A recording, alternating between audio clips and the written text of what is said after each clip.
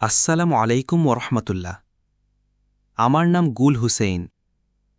আমি একজন software engineer. আমার টিমে মুসলিম ও খ্রিস্টান উভয়েই রয়েছেন। তাদের অনেকের বিশ্বাস আজকের যুগের ইহুদি ও খ্রিস্টানরাও জান্নাতে যেতে পারে। তারা কোরআনের এই আয়াতের দৃষ্টি দেয়, যেমন নিশ্চয়ই যারা ঈমান এনেছে এবং যারা ইহুদি হয়েছে, খ্রিস্টান ও সাবিয়ান, তাদের মধ্যে যে কেউ আল্লাহ ও পরকালের উপর ঈমান আনে এবং সৎকর্ম করে, তাদের জন্য তাদের প্রতিপালকের নিকট পুরস্কার রয়েছে। তাদের কোনো ভয় নেই এবং তারা দুঃখিতও হবে না। আমার প্রশ্ন হল, আমরা কি খ্রিস্টান ও শিখদের আমাদের ভাই বলতে পারি? ভাই, আপনি যে আয়াতের উল্লেখ করেছেন তা সূরা বাকারা আয়াত ৬২।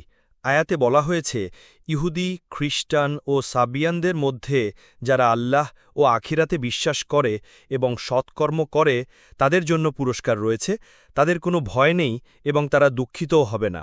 তবে বিষয়টি বুঝতে হবে সম্পূর্ণ পরিপ্রেক্ষিতে। এই আয়াত শর্তযুক্ত।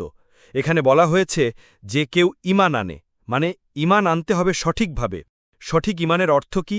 একমাত্র আল্লাহর উপর বিশ্বাস, কাউকে আল্লাহর শরিক না করা, এবং হজরত মুহাম্মদ সাল্লাল্লাহু আলাইহি ওয়াসাল্লামকে শেষ নবী হিসেবে মানা।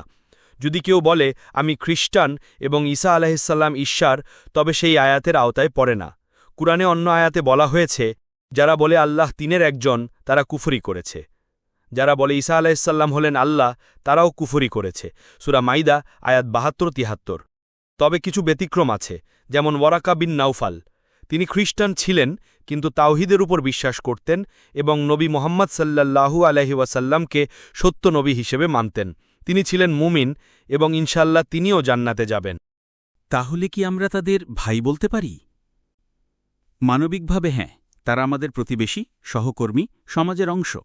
কিন্তু আখেরাত বা দিনের ভাই নয়, যতক্ষণ না তারা তাওহীদ ও রিসালাত মানে। বারাকাল্লাহু ফিক।